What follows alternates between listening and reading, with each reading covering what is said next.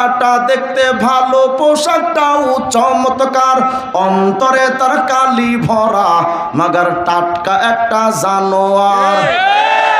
এই সমাজের ভিড়ে আজি হাইরে, এই সমাজের ভিড়ে আজি আসল মানুষ নাই রে নাই। মানুষ দেখতে চলো এবার জাদু ঘরে যাই সবাই, হাইরে সাধের দুনিয়ায় মানুষ পাওয়া বড় দায়। মানুষ দেখতে চলো এবার গুরুস্থানে যাই সবাই, সত্য কথা বলে যাই মন দিয়া ভাবেন সবাই। কোটি কোটি মানুষ আছে আসল মানুষ নাই রে নাই। আমাদের কাছে তো মনে হয় যে আমার 10 তলা 20 তলা বিল্ডিং থাকবে তো আমি বিরাট দামি সম্পদ উপার্জন করে ফেলেছি, আমার কোটি টাকার গাড়ি থাকবে তো আমি বিরাট সম্পদ উপার্জন করে ফেলেছি।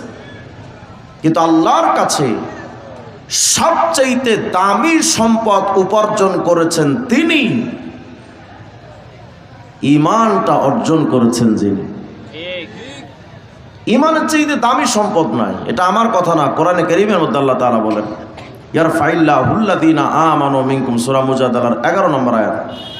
আল্লাহ তাআলা বলেন, এই আমরা তো মনে করি এমপি সাহেব বিরাট বড় দামি মানুষ, মন্ত্রী সাহেব বিরাট বড় দামি মানুষ, শিল্পপতি অনেক দামি, আর ডোনাল্ড ট্রাম্প আর চায়না এবং ইন্ডিয়ার প্রধানমন্ত্রী এবং রাষ্ট্রপতিরা অনেক দামি।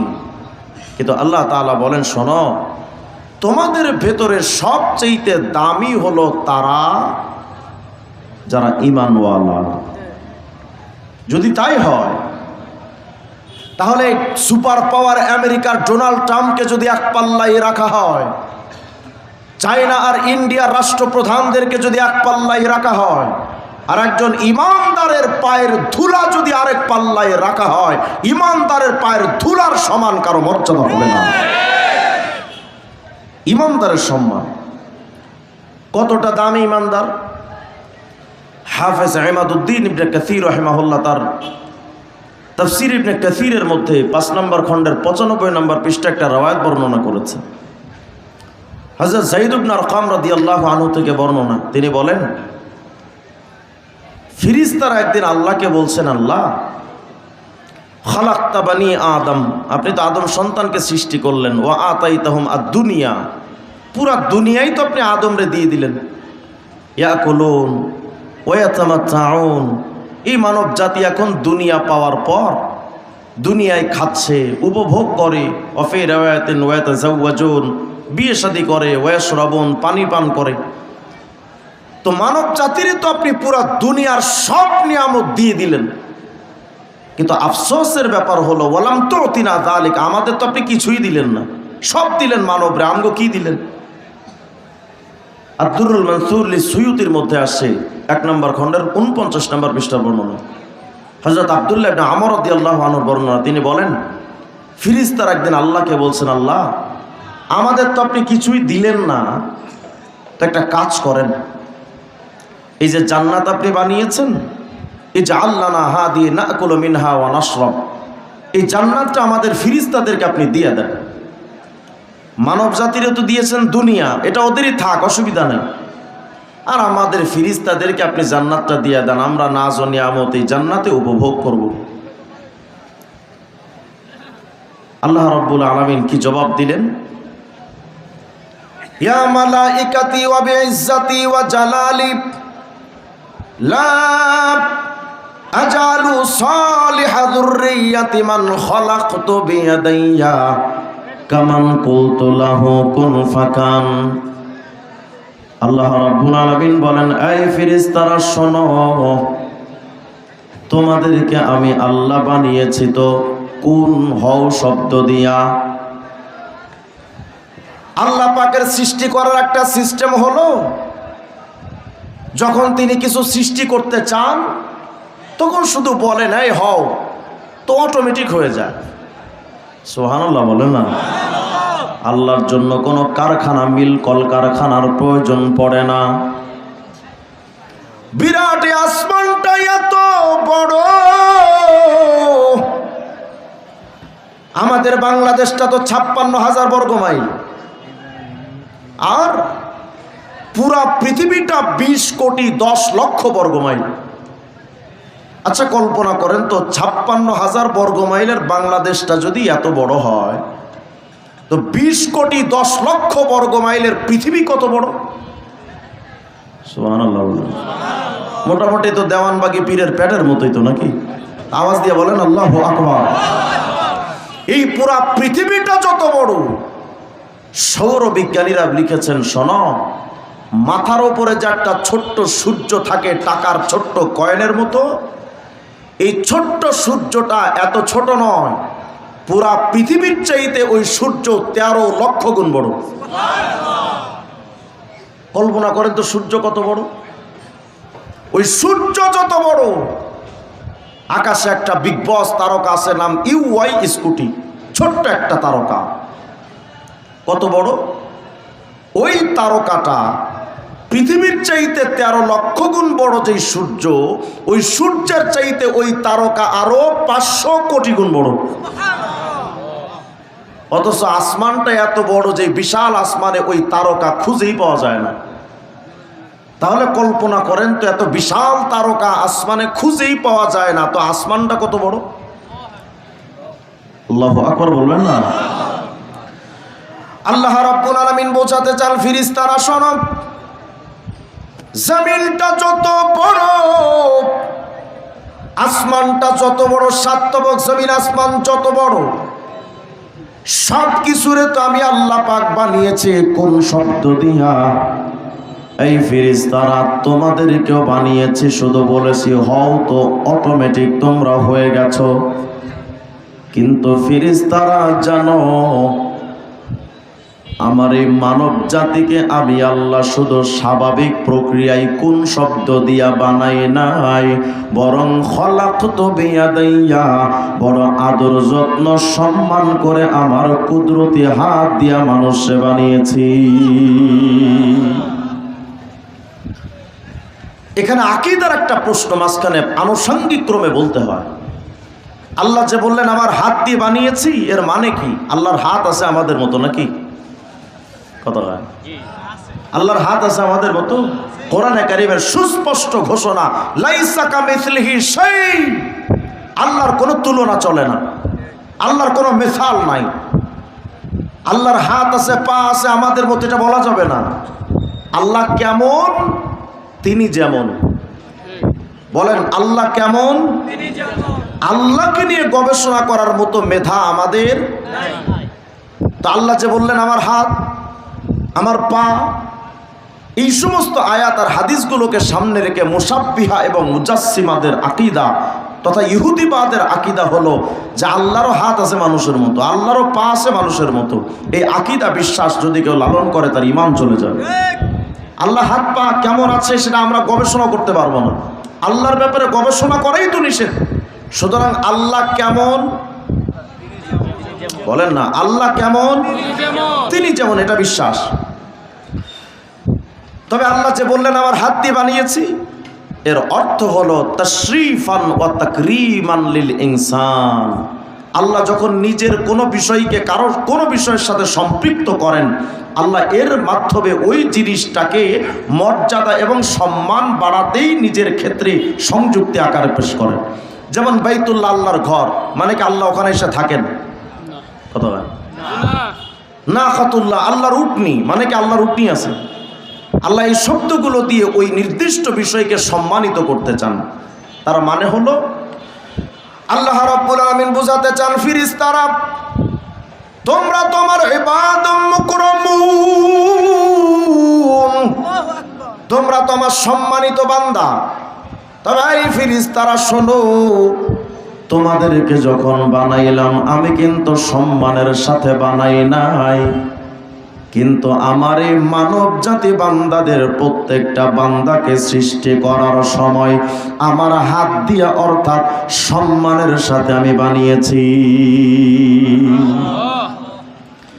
এই রিওয়ায়াতটা যদি বুঝে থাকেন তো বলেন তো, ইমানদারের সম্মান ফেরেশতার চাইতে কম না বেশি?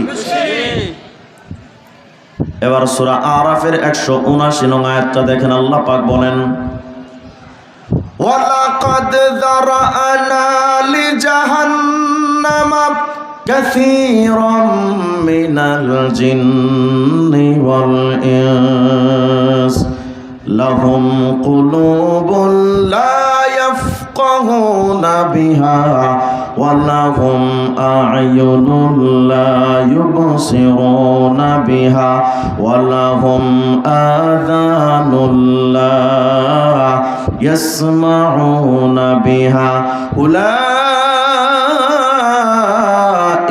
কাল আনআম বাল হুম আযাল উলাইকা হুমুল গাফিলুন।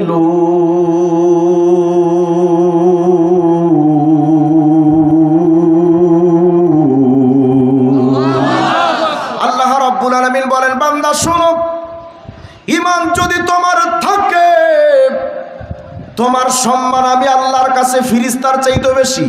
মাঝখানে একটা কথা বাদ দিয়েছে। আল্লাহ তাআলা বলেন, ফেরেশতারা আমার বান্দাদের তো আমি আল্লাহ সম্মানের সাথে বানিয়েছি। এই ফেরেশতারা, তোমরা যে চাও জান্নাতটা তোমাদের দিয়া দেই আর দুনিয়াটা মানব জাতির দিয়া দেই, তোমরা যে এই দাবি করো, শোনো ফেরেশতা, তোমাদের বানিয়েছে হও শব্দ দিয়া আর আমার বান্দাদেরকে বানিয়েছে সম্মানের সাথে। অতএব ফেরেশতারা, লা আজালু সালিহা যুররিয়াতি মান খলাকতু বিয়াদাইয়া কামান কুলতু লাহু কুন ফাকাল। এই ফেরেশতারা, আমি আল্লাহ পাক আমার এই সম্মানের সাথে বানানো বান্দাগুলোর মধ্যে যারা নেককার হবে, ঈমানদার হবে, আমার ওই ঈমানদার বান্দাদেরকে আমি আল্লাহ যেই সম্মানটা দেব, এমন সম্মান কোশ্চেন কালেও কোনো ফেরেশতাকে দেব না। তাহলে বলেন, ঈমানদারের সম্মান ফেরেশতার চাইতে কম না বেশি? একটু দূরের থেকে দূরের থেকে। আচ্ছা, এই যে ঈমানদারের সম্মান ফেরেশতার চাইতে বেশি হলো শুধু একটা কারণে, সেটা হলো ঈমান। বলেন তো কি? ঈমান। আচ্ছা, এটা রাখেন, কিছু সময়ের জন্য এটা রাখেন। সামনে আরেকটা কথা শোনেন। আল্লাহ রাব্বুল আলামিন বলেন সূরা আরাফের 179 নম্বর আয়াত, এই বান্দা, তোমার মধ্যে যদি ঈমান থাকে, তোমার সম্মান তো ফেরেশতার চাইতে বেশি। কিন্তু রে বান্দা শোনো, তোমার চোখ দুইটা, কুকুরের চোখও কিন্তু দুইটা। তোমার কান দুইটা, কুকুরের কানও কয়টা? তোমার অন্তর একটা, কুকুরের অন্তর একটা। রে বান্দা মনে রেখো, তোমার চোখের দৃষ্টি শক্তির মধ্যেই যেই পাওয়ার, এই পাওয়ারটা কিন্তু আমি আল্লাহ কুকুরকে দেই নাই, শূকরকে দেই নাই, গরু ছাগলরে দেই নাই। তোমার কানের মধ্যে শ্রবণের যে একটা শক্তি আছে, শ্রবণ শক্তি, এই কানের শ্রবণ শক্তিও কিন্তু কুকুরের কানেও আছে। কিন্তু তোমার কানের শ্রবণ শক্তিতে স্পেশাল কিছু বিষয় আছে যেটা আমি আল্লাহ কুকুর, শূকর, হাইওয়ান, পশু পাখিরে দেই নাই। তোমার অন্তরের মধ্যে উপলব্ধি করার একটা শক্তি আমি স্পেশাল ভাবে একটা শক্তি দিয়েছি, যেই শক্তিটা আমি আল্লাহ কোনো কুকুর, শূকরকে দেই নাই। আল্লাহ তাআলা যেন বুঝাতে চান, ফেরেশতা, কুকুরের চক্ষু দুইটা, ও দুনিয়ার সব দেখতে পারবে, কিন্তু কুকুর তার দুইটা চোখ দিয়া কোরআনে কারীমের তেলাওয়াত করার যোগ্যতা পাবে না। কুকুর তার চোখটা দিয়ে দেখে মসজিদের আজান হলে ওযু কইরা রাস্তা দেখে দেখে মসজিদের দিকে যাওয়ার মতো ওই দৃষ্টি শক্তির ওই যোগ্যতা আমি আল্লাহ কুকুরকে দেই নাই।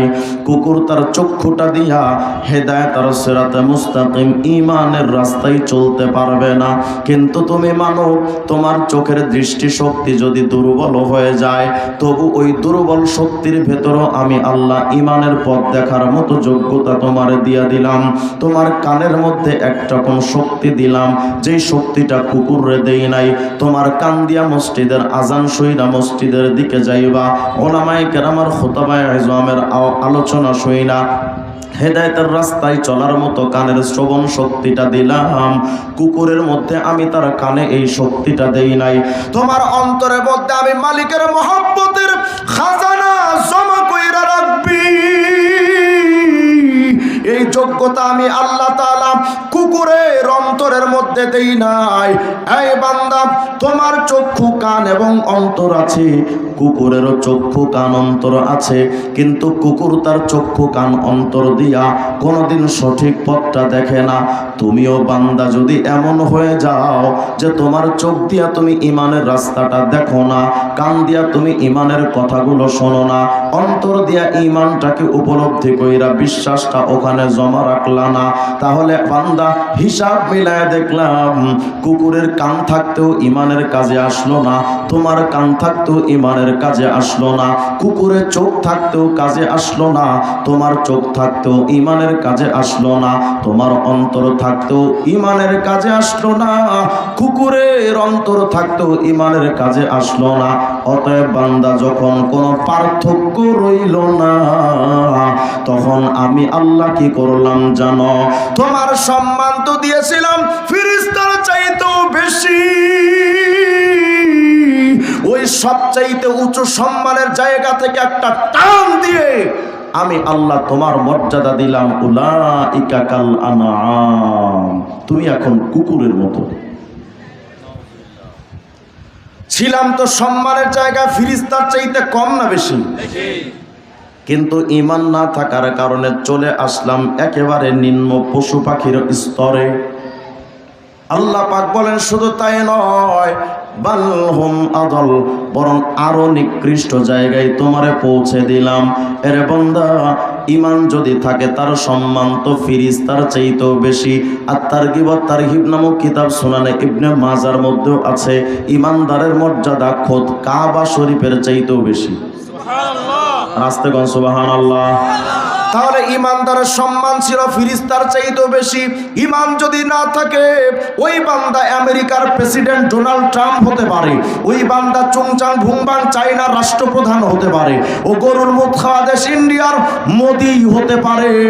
ঈমান যতক্ষণ না থাকে ওদের মধ্যে আর কুত্তা শুয়োরের মধ্যে কোনো তফাৎ না। এ কথাটা কার? আল্লাহ নাকি আমার? এই আয়াত যখন পড়ে তখন নাস্তিকদের চুলকানি বেড়ে যায়। নাস্তিকরা কয়, হুজুর এটা কোনো কথা? কি সমস্যা? আল্লাহ তো ভদ্রতা জানে না। কেন, কি হয়েছে ভাই? তো হুজুর, আল্লাহ মানুষের কুত্তার সাথে তুলনা দিছে, এটা হলো? আল্লাহ তো ভদ্রতাও জানে না। আমি বললাম, না, তোমরা খুব ভদ্রতা ভালোই জানো। নাস্তিকদের একজন গুরু ছিল হুমায়ুন আজাদ, তার একটা বই আছে আমার অবিশ্বাস, আমি পড়েছি বইটা। আমার অবিশ্বাস বইয়ের মধ্যে হুমায়ুন বেজাত লিখেছে যে নৈতিকতার সংজ্ঞা হলো যে আমার দ্বারা কেউ যেন ক্ষতির শিকার না হয়। মানে এরপরে ব্যাখ্যায় অনেক বিষয় লিখেছে। মানে যদি কোনো ছেলে কোনো মেয়ের সাথে বিবাহ বহির্ভূত সম্পর্ক করে জেনা ব্যভিচারে লিপ্ত হয়, ছেলেও যদি খুশি হয়, মেয়েও যদি খুশি হয়, তাহলে এটাকে অশ্লীলতা, বেহায়াপনা বলা যাবে না। এমনকি কোনো ভাই যদি নিজের বোনের সাথে, কোনো সন্তান যদি মায়ের সাথেও জেনা ব্যভিচারে লিপ্ত হয়ে যায়, মাও যদি খুশি হয়, সন্তানও যদি খুশি থাকে, ভাই বোন উভয় যদি খুশি থাকে, এটাকে অভদ্রতা বলা যাবে না। আসতে বলে নাউজুবিল্লাহ। ওই নাস্তিকরা আবার কয় আল্লাহ ভদ্রতা জানে না। আমি বললাম, কেন এই কথা কইলে? হুজুর, আল্লাহ মানুষের কুকুরের সাথে তুলনা দিলেন। আমি বললাম, চান্দুরে, আল্লাহ যে শুধু কুত্তার সাথে তুলনা দিয়েছেন, কিন্তু এই সমাজের কিছু মানুষের চেহারার দিকে, কর্মের দিকে তাকাইলে তো দেখা যায় ওদের চাইতে কুকুর শুকুর হাজার গুণে ভালো। দুই একটা উদাহরণ দেই, এটা আমার মূল মাকসাদ না, সামনে আলোচনা, মূল বিষয়। যেমন মনে করেন আপনাদের এই মকসুদপুর এলাকায় নগরকান্দা এলাকার আপনাদের স্থানীয় কিছু কুকুর আছে না? দেখবেন এই এলাকার কোনো কুকুর যদি ভিন্ন কোনো এলাকার কুকুররে দেখে এই এলাকায় ঢুকে গেছে, কি মনে করেন আপনার স্থানীয় কুকুর হেরে তাহির আঙ্কেলের মতো কপি খাওয়ানো দাওয়াত দিবেনি নাকি ধাওয়া দিবে? তার মানে বোঝা গেল কুকুরের মধ্যেও ক্ষমতার একটা দ্বন্দ্ব আছে। আসতে বলেছে, কুকুর তার নিজের ক্ষমতার ভিতর আর কাউকে জায়গা দিতে চায় না। আমার বাংলাদেশের 54 বৎসরের ইতিহাসে যে সরকার যখন ক্ষমতায় এসেছে কেউ ক্ষমতা ছাড়তে চায় না, ডক্টর ইউনূসও চায় না আমি আরো থাকুন, অন্য কাউরে এখানে আনতে চায় না। আবার যদি হুজুররা ক্ষমতার মসনদে বসতে চায় ওদের দেখবেন চুলকানি শুরু হয়ে যায়।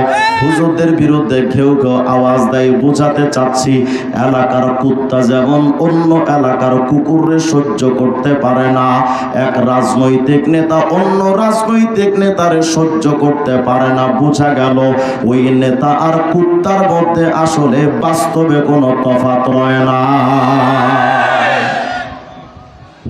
আচ্ছা বলেন তো, আপনাদের এলাকার কুকুরগুলো কি প্রতিদিন বিরিয়ানি, মোরগ, পোলাও, রেজালা খায়? কুকুর যেটা খায় ওটা পাক না নাপাক? এই সুদখোর, তোমার খাদ্যটাও তো নাপাক। ঘুষখোর, তোমার খাবারটাও তো নাপাক। যৌতুকখোর, তোমার খাবারটাও তো নাপাক। সরকারের রিলিফের গমের টাকা, চাউলের টাকা যেই নেতারা চুরি কইরা খায়, বিধবা ভাতা, মুক্তিযোদ্ধা ভাতার টাকা যেই নেতারা চুরি কইরা খায়, ওই নেতাদের খাবারটাও তো পাক। তাহলে বোঝা গেল মানুষের মধ্যে কিছু মানুষ আছে যারা হারাম খায়, নাপাক খায়। কুকুরের খাবারটাও নাপাক, কিছু মানুষের খাবারটাও নাপাক। বোঝা গেল ওই হারাম খোরদের ভেতরে আর কুত্তার মধ্যে আসলেই থাকে না কোনো তফাৎ। চেহারাটা দেখতে ভালো, পোশাকটাও চমৎকার, অন্তরে তার কালি ভরা, মাগার টাটকা একটা জানোয়ার। এই সমাজের ভিড়ে আজি হাইরে, এই সমাজের ভিড়ে আজি আসল মানুষ নাই রে নাই। মানুষ দেখতে চলো এবার জাদু ঘরে যাই সবাই। হাইরে সাধের দুনিয়ায় মানুষ পাওয়া বড় দায়। মানুষ দেখতে চলো এবার গুরুস্থানে যাই সবাই। সত্য কথা বলে যাই, মন দিয়া ভাবেন সবাই। কোটি কোটি মানুষ আছে, আসল মানুষ নাই রে নাই। সাহাল হে আলেম দি হাফেজ কুরআন হোনা,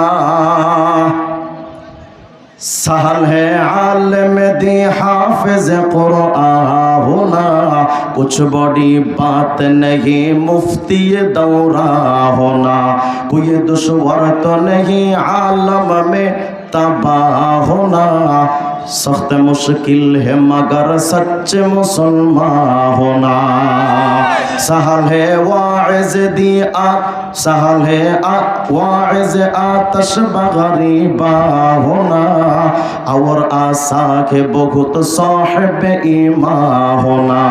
कोई मुश्किल तो नहीं आफाक में ले डार होना, सख्त मुश्किल है मगर सच्चे मुसलमान होना।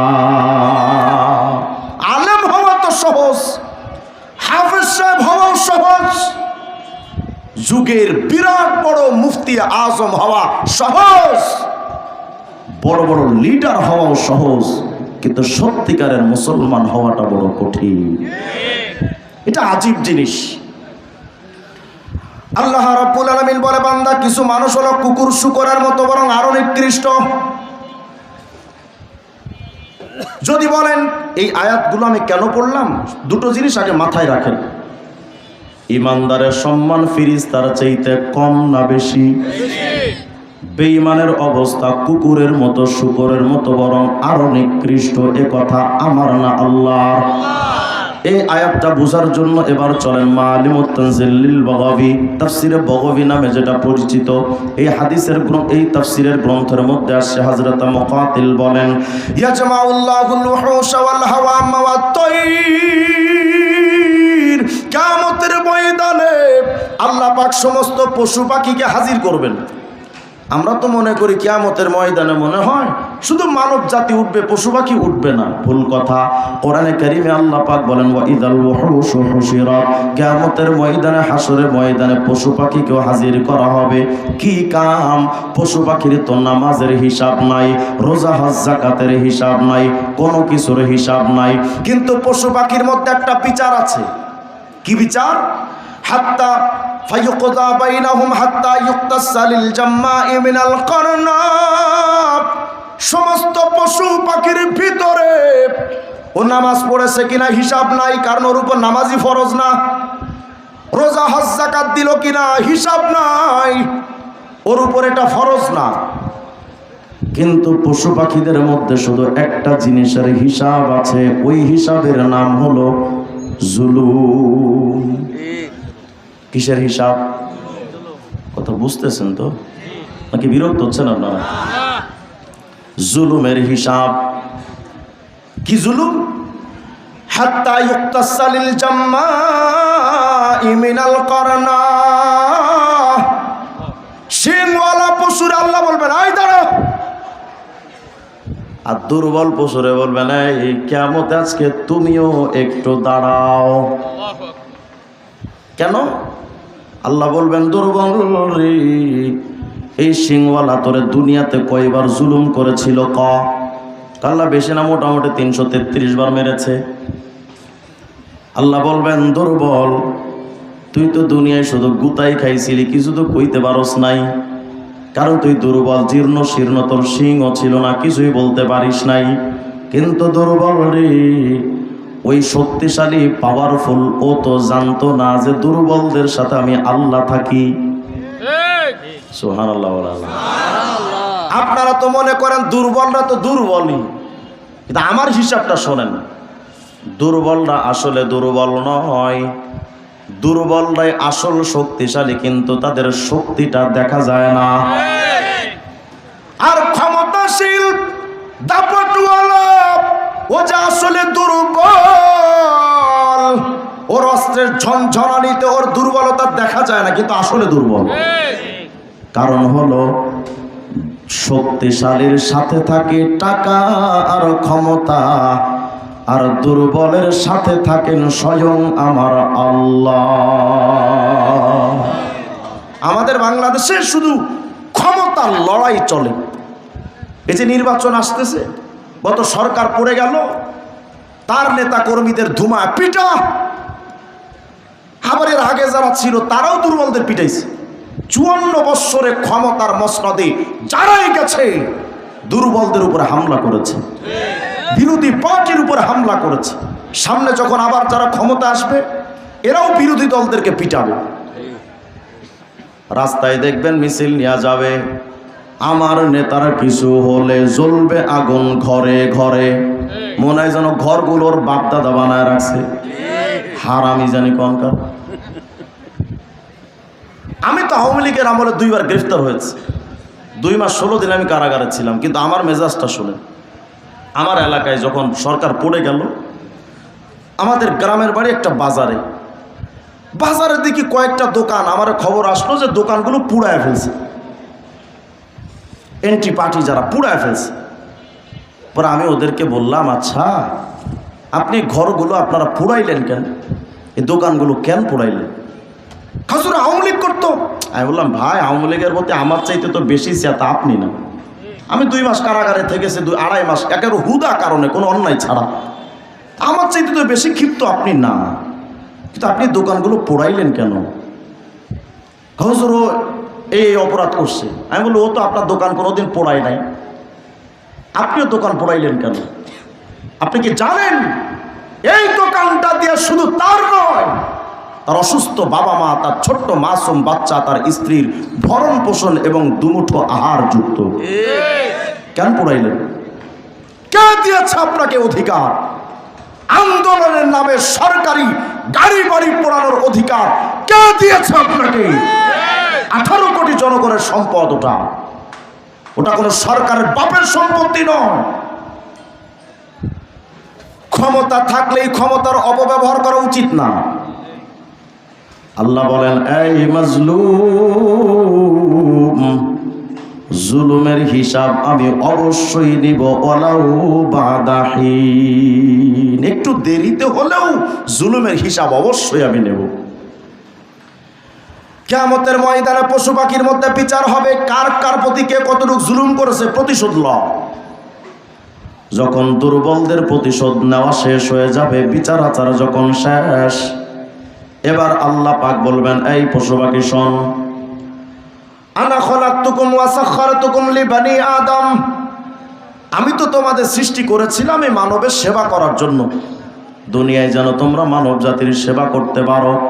অকুনতুম মুতিঈনা ইয়্যাকুম আইয়ামা হায়াতিকুম, যতদিন দুনিয়াতে ছিলে ততদিন তো তোমরা মানব জাতির সেবা করেছো, কিন্তু আজকে তো দুনিয়া নাই, তোমাদের কাজের যে কাজে সৃষ্টি করেছিলাম ওই কাজের তো দরকার নাই। মানব যদি জান্নাতে যায় রহমতের ফিরিস্তারা সেবার জন্য রেডি, জাহান্নামে গেলে ফিরিস্তারা রেডি, অতএব তোমাদের পশু পাখি তো বেঁচে থাকার দরকার নাই। কি করব আল্লাহ?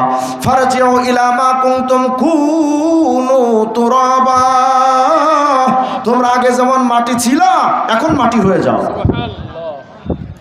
তো মুহূর্তের মধ্যে সমস্ত পশু পাখিগুলো মাটি হয়ে যাবে। যখন মাটি হয়ে যাবে, কুকুরগুলো মাটি হয়ে গেছে, শূকরগুলো মাটি হয়ে গেল, গরু ছাগল হাঁস মুরগি সব মাটি হয়ে গেল। এই দৃশ্যটা দূর থেকে বেঈমানরা যখন দেখবে, ফাইদাল তাফাতাল কাফিরু ইলা শাইইন সারা তুরাবা, বেঈমানরা দূরের থেকে তাকায় দেখবে আজকে হাসরের ময়দানে কুকুরগুলো মাটি, শূকরগুলো আজকে মাটি হয়ে গেল, সব পশু পাখিগুলো মাটি হয়ে গেছে। কিন্তু বেঈমান তাকায় দেখবে নিকৃষ্ট পশুগুলো মাটি হয়ে গেছে, ওদের তো আর শাস্তি নাই, বিচার আচার নাই, জাহান্নামও নাই। কিন্তু আমি তো মানব, আমার মাথার উপরে সূর্যের তাপ, নিচে গরম মাটি। সৌদি আরবে গেছেন কে কে? একটু হাত তোলেন তো দেখি। মক্কায় গেছেন বা উমরা করেছেন কে? হাত তোলেন। আচ্ছা, হাত নামান। মক্কার হারাম শরীফের আশপাশের রাস্তাগুলো কি উঠে কেন? কি বিরক্ত হচ্ছে নাকি আপনারা? বিরক্ত হলে কোন আমি যাই গেল। আমার একটা রোগ হলো, একজন লোক যদি উঠে যায় আমার মাথা নষ্ট হয়ে যায়। ওটা উঠে বেরেন। আচ্ছা, মাশাআল্লাহ, আল্লাহ কবুল করেন, আমিন বলেন। বেঈমান বলতেছিলাম, মক্কার হারামের আশপাশে যে রাস্তাগুলো, ওমরা যারা হজ যারা করেছেন তারা জানবেন। বলেন তো মক্কার রাস্তায় খালি পায়ে কি হাঁটা সম্ভব? কেন? এত পরিমাণ তাপমাত্রা, এত বেশি, এত মারাত্মক গরম, আগুনে পা রাখলে যেমন পা জ্বলে ছাই হয়ে যাওয়ার উপক্রম হয়, মক্কার রাস্তার মাটি এত গরম, আর মক্কার তাপমাত্রা বেশি। আচ্ছা মোমেন, ভাবেন তো একটু, পৃথিবীর জমিন থেকে সূর্যের দূরত্ব 15,14,00,000 কিলোমিটার দূর। কত কিলো? 15,14,00,000 কিলোমিটার। সে কত দূরে সূর্য? ওই দূরের সূর্যের তাপে যদি মক্কার মাটি এত গরম হয়, আল্লাহর হাবিব বলেন কিয়ামতে তাদনু শামস, সূর্যটা কাছে আনা হবে। কত কাছে? বিকদরি মিল, হয়তো 1 মাইল উপরে, অথবা সুরমা দানির কাঠি বরাবর মাথার সামান্য উপরে। 15,14,00,000 কিলোমিটার দূরের সূর্যের তাপে যদি মক্কার মাটি এত গরম হয়, যেই কিয়ামতে সূর্যটা মাথার উপরে আসবে, তো হাসরের ময়দানের মাটিগুলোর অবস্থা কি? পুড়ে তো একেবারে তামা হয়ে যাবে। আবার কিয়ামতে সমস্ত মানুষ দাঁড়াবে হুফাতান উরাত, পায়ে জুতাও থাকবে না, শরীরে কাপড়ও থাকবে না, এমন নগ্নভাবে প্রতিটা মানুষকে কিয়ামতে উঠানো হবে। পায়ের নিচেও জুতা নাই, শরীরের মধ্যে কাপড় চোপড় নাই, সূর্যটা একেবারে মাথার উপরে। মুমিন, কল্পনা করেন তো হাসরের ময়দানের আযাবের দৃশ্যটা কত মারাত্মক। আপনি আমি ভাবতেছি হয়তো হাসরে আযাব নাই, কে বলেছে আপনাকে হাসরে আযাব নাই? হাসরের ময়দানের আযাবটা সহ্য করতে না পেরে আল মুস্তাদরাক আলা সহিহাইন লিল হাকিম একটা হাদিস এসেছে, বেঈমানরা বলেই ফেলবে, ও রব লিইরসালিকা বি ইলান নার আইসারু আলাইয়া মিম্মা উলকি।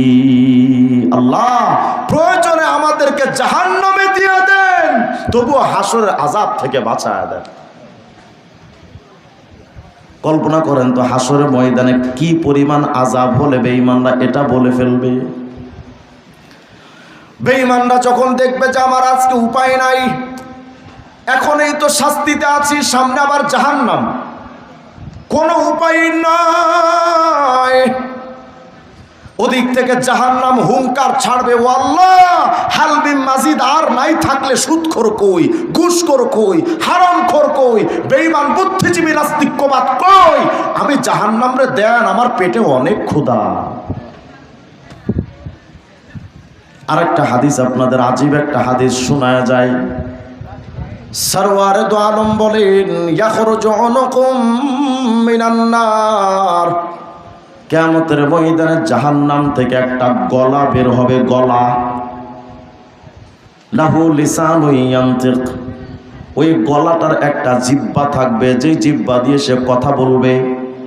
ওয়ালাহু আইনানি তুবসিরান, দুইটা চোখ থাকবে, দুইটা চোখ দিয়ে হাসরবাসীদের দেখবে। ওয়ালাহু উযুনান তুবসিরান ওয়ালাহু উযুনানি তাসমাআন, দুইটা কান থাকবে, যে দুটো কান দিয়ে দৃশ্যগুলো, সব আওয়াজগুলো শুনবে। এই গলাগুলো বের হয়ে বলবে, এই হাসরবাসী শোনো, উকিলতু বিসামাসা, তিন প্রকার মানুষের জন্য আমি আজকে নিয়োজিত, তাদেরকে গিলে গিলে খাবো, গিলে খেয়ে জাহান্নামের মধ্যে আমি তাদেরকে উগড়ে ফেলবো। তিন প্রকার মানুষকে আজকে আমি গিলবো। এক নাম্বার, মানিদ্দা মাআল্লাহি ইলাহান আখর, ওই মানুষগুলোরে গিলে খাবো যারা আল্লাহর সাথে শিরিক করত, ওই মানুষগুলোরে গিলে খাবো যারা আল্লাহর কাছে সন্তান না চাইয়া বাবার মাজারে গিয়া সন্তান চাইতো, ওই মানুষগুলোরে গিলে খাবো যারা বাবার পায়ে সেজদা দিত, আল্লাহর পাকের সেজদার পরিবর্তে বাবার পায়ে সেজদা, ওই মানুষগুলোরে আমি আজকে গিলে খাবো।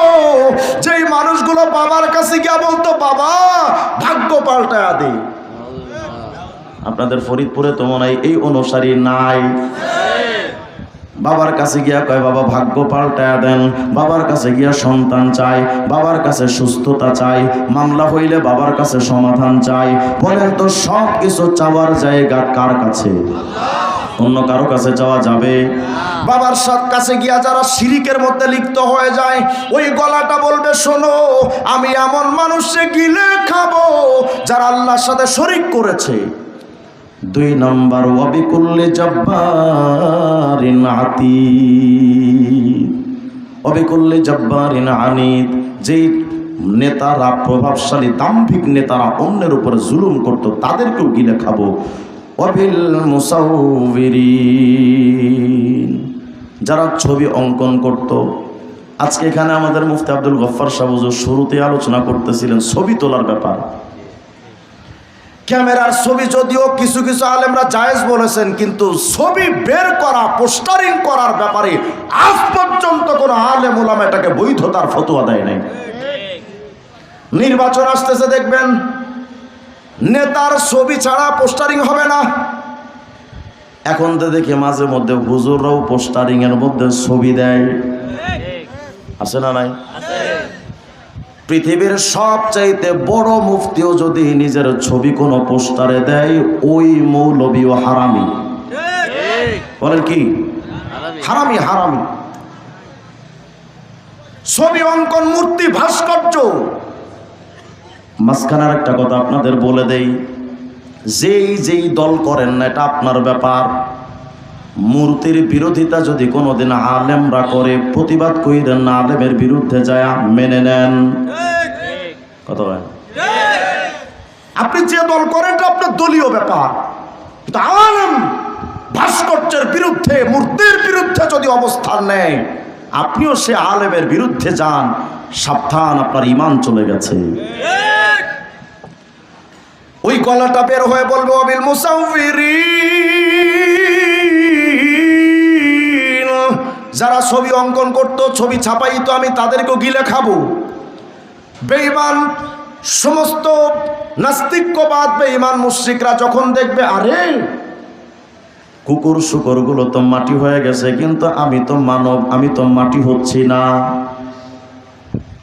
এই কথাগুলো আনলাম কেন মনে আসেনি আপনাদের? ওই যে আয়াত আল্লাহ বলেন কিছু মানুষ হবে কুকুর শুকরের মতো, ওই আয়াত বোঝানোর জন্য খুব মনোযোগ দেন। বেঈমানরা যখন দেখবে যে কুকুর শুকর মাটি হয়ে গেছে, বেঈমানরা কি বলবে? ইয়াতামান্নাল কাফিরু হিনা ইদিন ওয়া ইয়াকুলু ইয়া লাইতানা কুনতু ফি সূরাতি খিনজির। বেঈমানরা এসে বলবে আল্লাহ কেন আমারে দুনিয়ায় মানুষ বানাইছিলা, আমারে তুমি শুকর বানাইলা না কেন? দুনিয়ায় যদি শুকর হইতাম, আজকের শুকর যেমন মাটি হয়ে গেছে আমিও তো মাটি হয়ে যেতাম। আমার তো আর জাহান্নামে যাওয়া লাগতো না, আমার তো এই শাস্তির মধ্যে আর থাকা লাগতো না। অফির ওয়াতিন কুনতু ফি বাজি সূরাতিন মিন বাজিল বাহাইম। আল্লাহ আমারে গরু বানাইলেন না কেন, ছাগল বানাইলেন না কেন, হাঁস মুরগি বানাইলেন না কেন? কেন আমারে মানুষ বানাইলা? আজকে মানুষ হয়ে তো কুকুর যেটা পেয়েছে আমি তো ওটাও পাইলাম না, শুকর যেটা পাচ্ছে ওটাও তো আমি পাইলাম না। আমার ভাগ্যটা যদি কুকুরের মতো হতো তাইলে আমিও তো আজকে ওদের মতো মাটি হয়ে যেতাম, কিন্তু আমার ভাগ্যটা ভালো না। কত মানুষ আছে দেখবেন যে হুজুরদেরকে বোকা মনে করে, হ্যাঁ না? দোকানে বৈশা কয় হুজুরের পিছনে নামাজ পড়মু, হুজুর তো অনেক বড় পাপী মানুষ। আরে বাপরে বাপ, উনি কত বড় আব্দুল কাদের জিলানী, মনে হয় জান্নাত থেকে পালায় আসে। আপনি যদি এত ভালো হন, ইমাম সাহেবের বাদ দিয়ে আপনি ইমামতি করেন, এগুলো কথা না। কথা হলো উনি নামাজ আদায় করবে না।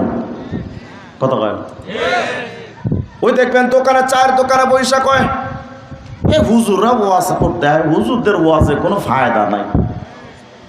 অথচ দোকানে বসে হাকিস বিড়ি টানে, এটার মধ্যে অনেক ফায়দা। বেশি বোঝা উচিত নয়, বেশি বোঝার জন্য বুদ্ধিজীবীরা নাস্তিক হয়, বেশি বোঝার জন্য আজাজিল ইবলিসে পরিণত হয়েছে। আল্লাহর দ্বীনের সামনে নিজেকে যত মিটায়া দিতে পারবেন তত ফায়দা, বেশি বুঝতে যায় না। বেঈমানরা কিয়ামতে বলবে আল্লাহ কেন এত বেশি বুঝতাম, আব্দুল গফফার সাহেব হুজুরের কথা কেন মেনে নিলাম না, কেন চরমনার পীর মামুনুল হক ফয়জুল করিম সহ আলেম ওলামার কথা কেন মানলাম না?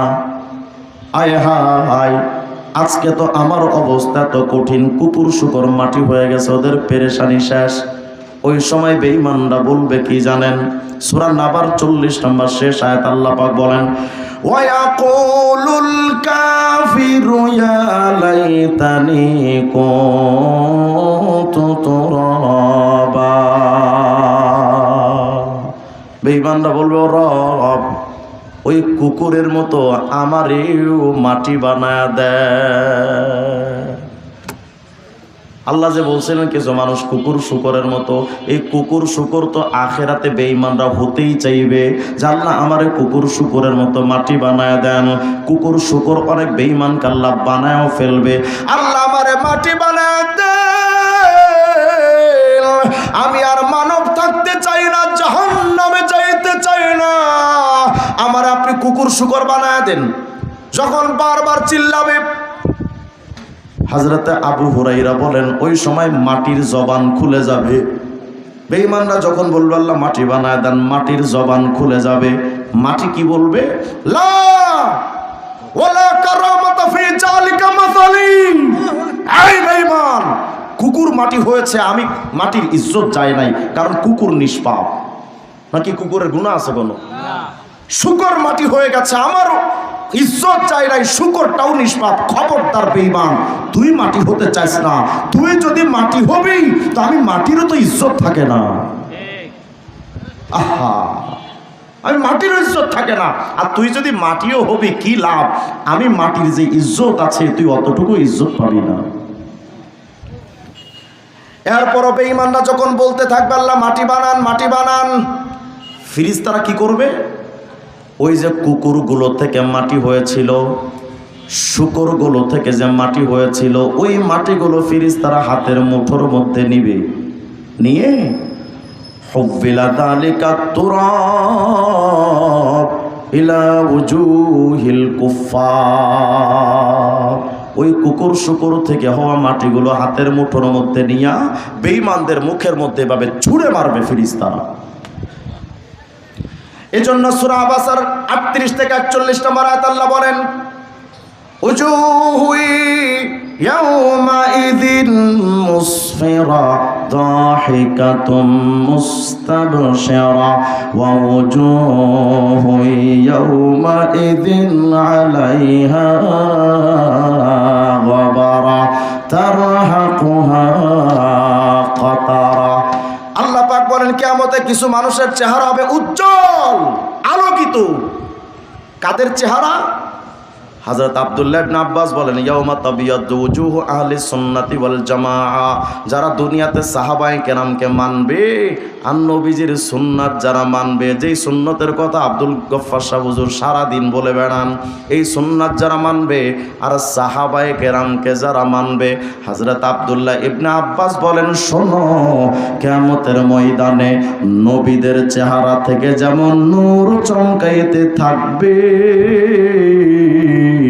সাহাবা এবং সুন্নাহ মাননেওয়ালা উম্মতে মুহাম্মদের চেহারা থেকে কিয়ামতে নবীদের মতো নূর চমকাতে থাকবে। আর বেঈমানদের চেহারা থাকবে ধুলা ময়লা। কোন ধুলা? ওই যে কুকুর শুকুর থেকে হওয়া ধুলা মারছিল তাদের চেহারার ভেতরে লেগে থাকবে চেহারায়। সহিহ বুখারী 3350 নম্বর হাদিসে আসছে, কিয়ামতের ময়দানে ইয়ালকা ইব্রাহিম আবাহু আযার, কিয়ামতের ময়দানে খলিলুল্লাহ ইব্রাহিম নিজের কাফের বাবা আযরের সাথে দেখা করবেন। ইব্রাহিম শুনতেছেন তো?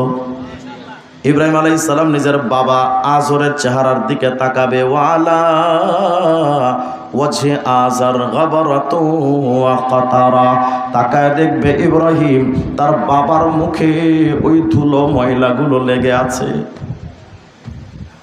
যে ধুলো ময়লা একটু আগে ফেরেশতারা অপমানের সাথে চেহারার মধ্যে মেরেছে। হযরত ইব্রাহিমের কাছে বাবা আযর এসে বলবে, ইব্রাহিম আল্লাহর কাছে একটু কও আমার যেন আজকে বাঁচা দেয়, তুমি তো খলিল, আল্লাহর একটু কও না। ইব্রাহিম বলবে, আব্বু আমি কি আপনাকে বলি নাই আল্লাহ তাসিনি, আমারে অবাধ্য আপনি হয়েন না, দুনিয়াকে বলি নাই, আপনি তো কথা শোনেন নাই। ইব্রাহিমের বাবা আযর তো দুনিয়াতে মহাপণ্ডিত বুদ্ধিজীবী ছিল, আজকে কিয়ামতে বলবে, ইব্রাহিম রে কথা দিলাম আল ইয়াউমা লা আসিক, আজকে তুই যা কবি সব শুনবো, তুই আমারে বাঁচা। হযরত ইব্রাহিম আলাইহিস সালাম দেখবেন বাবা তো আল্লাহকে বলবেন, আল্লাহ ইন্নাকা ওয়া'আদতানি আল্লাহ তুখজিয়ানি ইয়াওমা ইউবআসুন, আপনি না বলছিলেন আমার আপনি অপমান করবেন না দুনিয়ায়, ফাআইয়ু খিজিয়ান আখযা মিন আবিয়াল আবাদ, আল্লাহ এর চাইতে বড় অপমান আমি ইব্রাহিমের জীবনে আর কি আছে, যে আমার বাবা থাকবে জাহান্নামে আর আমি জান্নাতে, এই যে দূরত্ব, এর চাইতে বড় অপমান আমি ইব্রাহিমের জন্য আর কি আছে আল্লাহ, আপনি তো বলছিলেন অপমান করবেন না। আল্লাহ বলবেন, ইব্রাহিম রে তুমি যতই চিল্লাও, যতই বড় খলিল হও, ইন্নাল্লাহা হারামাল জান্নাতা আলাল কাফিরিন, আমি কাফেরদের জন্য জান্নাত তো নিষিদ্ধ ঘোষণা করেছে আগেই, চিল্লা লাভ হবে না ইব্রাহিম। তবে ইব্রাহিম তুমি তোমার বাবার জন্য সুপারিশ করতে আসছো না, তাকায়া দেখো মা তাহতা রিজলাইক, তোমার পায়ের নিচে কি দেখো তো। ইব্রাহিম আলাইহিস সালাম যখন পায়ের নিচে তাকায় দেখবেন তো দেখবেন 4 পা বিশিষ্ট একটা পশু তার পায়ের গোড়ায় পড়ে আছে, এটাই হলো ইব্রাহিমের বাবা আযর, এই পশুটাই বাবা আযর। আল্লাহ বলেন উলাইকা কাল আনাম, কিছু মানুষ হবে কুকুর শুকরের মতো, কিয়ামতে সত্যি তো হবে। এরপরে ইব্রাহিমের বাবার পা ধইরা জাহান্নামে ফেলে দিবে। জাহান্নামে যখন বেঈমানরা যাবে, এক আজীব তথ্য আপনাদেরকে শোনাই।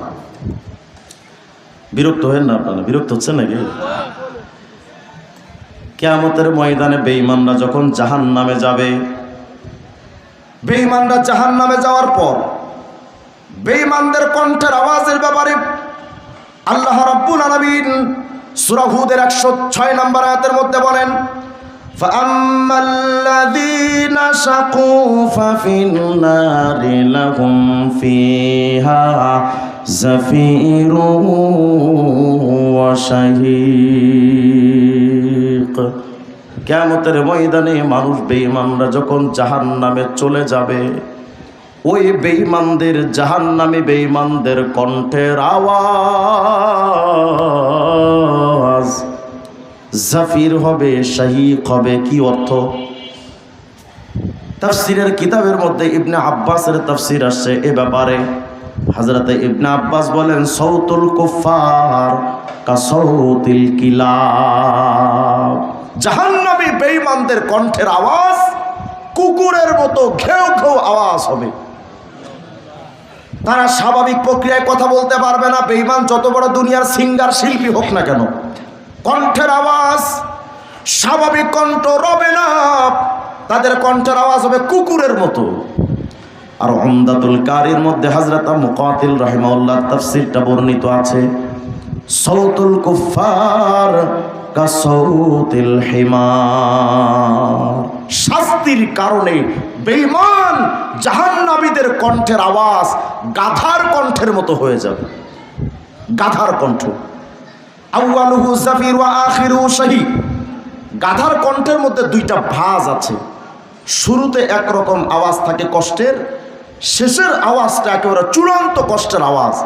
আমি গাধার আওয়াজটা আপনাদেরকে আগে শোনাই, এরপর একটু অনুমান করেন যে জাহান্নামীরা কতটা কষ্ট হলে, কতটা শাস্তির মধ্যে থাকলে যে তাদের কণ্ঠের আওয়াজ এমন মারাত্মক পর্যায়ে চলে যাবে। দেখেন তো একটা আওয়াজটা শোনায় আপনাদের, গাধার আওয়াজটা শোনেন। এই গাধা তো আগের গাধা তো একই গাধা, তাদের আওয়াজ আর আগের আওয়াজ এখন আওয়াজ তো একই আওয়াজ। দেখেন তো গাধার আওয়াজটা কেমন।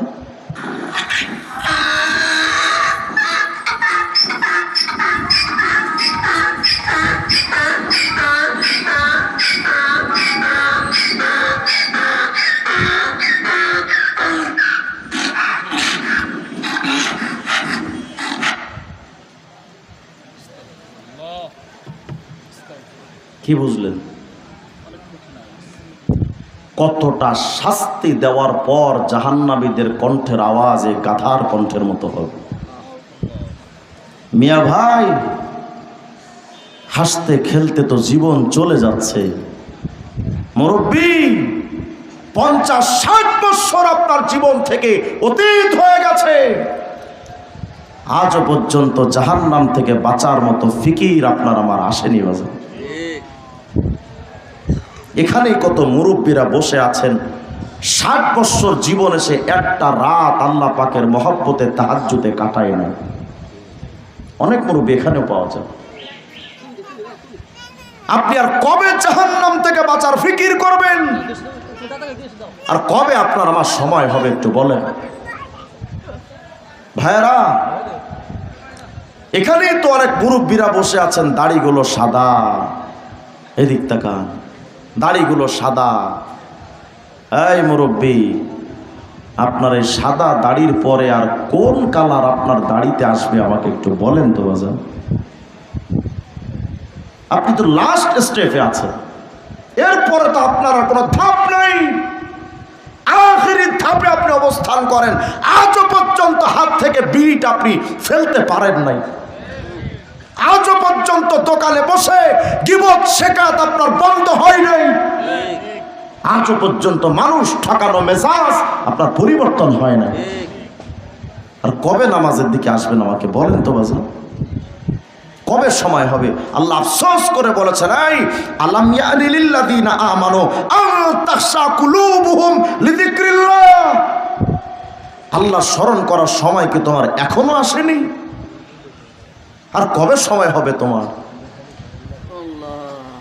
মানুষজন সন্তান যদি কথা না শোনে, বাপ মা সন্তানকে বলে, এই বাবা বিয়া কইরা পাল্টায় গেলি, বন্ধু বান্ধবের পাল্লাই পইরা বাপ মারে ভুইলা গেলি, কি হইল তোর? সন্তান কথা না শুনলে বাপ মা এমন আফসোস করে বলে, বাবা কি হয়েছে রে তোর? আল্লাহ পাক একই আফসোস করে বলছেন, ইয়া আইয়ুহাল ইনসান মা গররাকা বিরাব্বিকাল কারীম, এই বান্দা আমার থেকে তোরে কে দূরে সরায় দিল? আর কবে তুই আসবি আমার কদমে? আমার ভাই, কত মানুষের তো আজকে রাত্রবেলা মালাকুল মউতের সাথে তার মোলাকাত হয়ে যাবে। এমন যদি হয় যে ওই সিরিয়ালে আপনি, আমি, রিজওয়ান রফিকের নামটাও আছে, আমি তো আজও তওবা করার সুযোগ পেলাম না। আমি আজও পর্যন্ত তওবা করি নাই। আমি কোন প্রস্তুতি নিয়ে আছি? মানুষ তো হাসতে হাসতে মারা যায়, কাঁদতে কাঁদতে মারা যায়, কথা বলতে বলতে মারা যায়। এমনও বক্তার ইতিহাস শুনেছি, বক্তা স্টেজে বয়ান করতে করতে মারা গেছে। এমন হাজারো প্রমাণ আছে, শ্রোতারা ওয়াজ শুনতে শুনতে যাওয়ার পথে তার লাশ বাড়িতে গেছে। কবে সময় হবে আপনারা আমার বলেন তো একটু? এই যে গতকালকে একজন স্ট্রোক করে মারা গেছে। আজকে আমি আসার সময় বাইতুল মুকাররমে আসরের নামাজ পড়েছি, বিশ্বজয়ী হাফেজ তকি আজকে সকালে মারা গেছে। তার বাপ মার কত স্বপ্ন ছিল এই সন্তানটাকে নিয়ে। ওর বাপ মাও তো বুঝতেও পারে না যে আজকে আমার তকির লাশ দিন। এমন যদি হয় যে আগামীকাল সকালে আপনার আমার লাশ হয়ে যাব, আপনি আমি, আমার ভাই, আগামীকাল দুপুরে যদি আপনি মারা যান, আসরের আগে বিশ্বাস করেন আপনার গোসল শেষ হয়ে যাবে। আসরের আগে আপনার কাফন পরে আপনাকে প্রস্তুত করে ফেলবে। আসরের পরেই তো জানাজা বাজান শেষ। মাগরিবের আগে ভয়ঙ্কর ওই টাইমে আপনাকে আমাকে নিয়া ওই ভয়ঙ্কর বাঁশবাগানের কবরের ভেতরে ফালায় দিবে। এই রাত 12টার সময় আগামীকাল যদি চিৎকার দিয়ে বলেন, আব্বু আমারে বাঁচা, কেউ আপনার কথা ডাকে সাড়াও দিবেন। আমি তো দুনিয়ার বসত ভিটার জন্য কত কিছু আয়োজন করেছি, কিন্তু আমার কবরের সামানা কোথায়? আমার জাহান্নাম থেকে বাঁচার সামানা কই? আর কবে তৈরি হবে আপনার আমার? সিদ্দিক আকবর তো ওই সাহাবী। এক হাদিসের মধ্যে আসছে, হুজুর আকরাম আলাইহিস সালাম একদিন বলছেন, এই দরজা একজন এসে এক জায়গায় বসে আছেন, সাহাবী নবীজি সাহাবীদেরকে নিয়ে একজন দরজায় নক করেছেন। নবী বলেছেন, যাও ইফতাহিল বাব, দরজাটা খোলো, ওয়াবাশশিরহু বিল জান্নাহ, এবং যে আসতেছে তাকে বলো যে আল্লাহ তোমার জন্য জান্নাতের ফয়সালা করেছে। সাহাবী বলেন, আমি দরজাটা খুলে দেখি আবু বকর সিদ্দিক। এই আবু বকরের জীবনী জানেন? আবু বকর সিদ্দিক একদিন রাস্তার পাশ দিয়ে যাচ্ছেন, যা আতাইর আলা শাজারা, হঠাৎ একটা পাখি আসছে গাছের উপরে।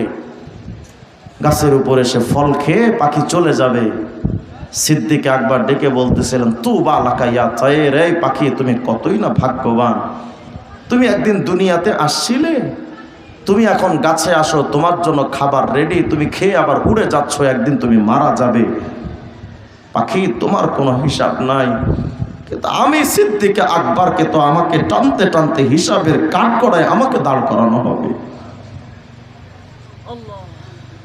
হযরত আয়েশা সিদ্দিকা বলতেন, ইয়া লাইতানি কুনতু নাসিয়াম মানসিয়া।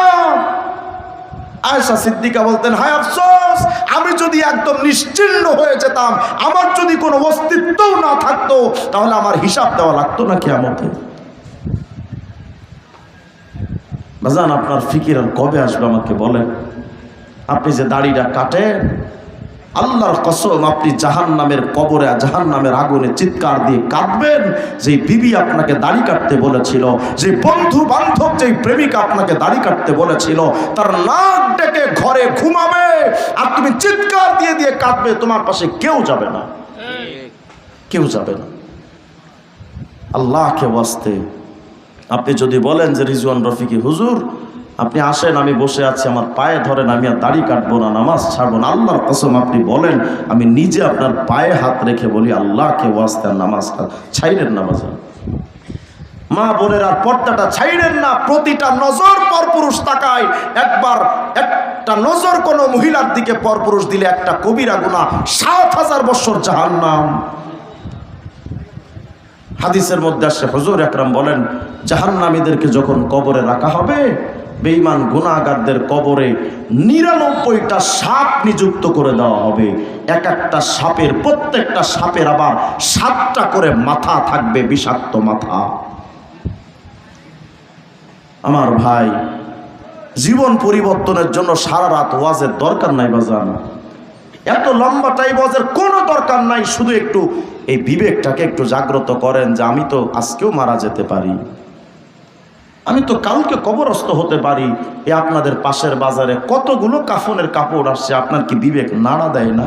এই কাফনের কাপড়গুলো তো এই এলাকার মানুষের জন্য আসে, হতে তো পারে যে আপনার জন্য আসে। আল্লাহ আমার ভাইদেরকে বুঝ দান করেন, আমাদের সবাইকে আল্লাহ পাক হিদায়েতে কামেলা দান করেন, তওবা ওয়ালা জিন্দেগি দান করেন। আল্লাহ পাক যেন আখিরাতে জাহান্নাম থেকে মুক্তির আমল করে আরিফ বিল্লাহ আশিক ইলাহি হওয়ার তৌফিক দান করেন, বলেন আমিন।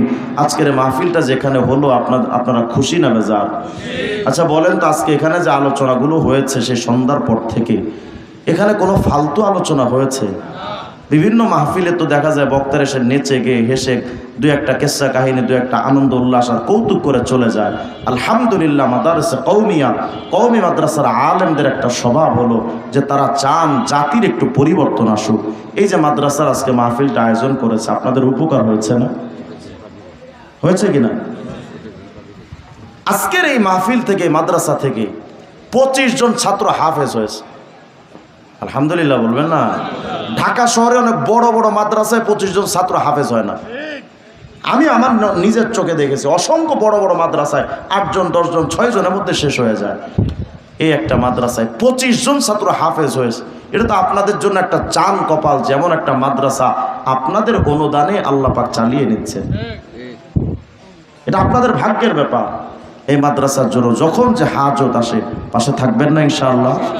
আমি আপনাদের এই মাহফিল নিয়ে আলহামদুলিল্লাহ, আপনাদের হুজুর সহ আমি সাধারণত গত বছর 400 মাহফিল করছি, কিন্তু আসলে কিছু কিছু মাহফিল আমাদের হৃদয়ে লেগে থাকে। মাহফিল কর্তৃপক্ষের আচরণ এবং ভালোবাসা। আপনাদের এই মাহফিলে আমি নেওয়ার পর গত কয়েকদিন আগে আসছিলাম এই পাশে এক মাহফিলের জন্য। হুজুরদের আন্তরিকতা, আজকে হুজুরদের আন্তরিকতা, ভালোবাসা আমাকে মুগ্ধ করেছে যে এই মাদ্রাসার ছাত্ররা এমনিতেই যোগ্য হয়ে গড়ে ওঠে না। এখানকার প্রত্যেকজন স্টাফ এক একজন কর্মঠ এবং যোগ্য ব্যক্তি। আলহামদুলিল্লাহ, এই মাদ্রাসার পাশে থাকবো তো ইনশাআল্লাহ সবাই। আমি শুনেছি এই মাদ্রাসার ছাত্ররা বোর্ডে স্টান করে। পুরা বাংলাদেশে যারা 1 নাম্বার 2 নাম্বার সিরিয়ালে যায়, পুরা বাংলাদেশে 1 নাম্বার 2 নাম্বার হয়, তার মধ্যে এখানেও মাদ্রাসার ছাত্ররাও আছে। এমন একটা মজবুত মাদ্রাসার পাশে সর্বদা থাকবো না ইনশাআল্লাহ? আল্লাহ তাআলা আমাদের সবাইকে কথাগুলোর প্রতি আমল করার তৌফিক দান করেন, বলেন আমিন। দুরূদ শরীফ পড়ি, আল্লাহুম্মা সাল্লি আলা। কালকে একজন হাফেজ মৌলানার বাপ মারা গেছে।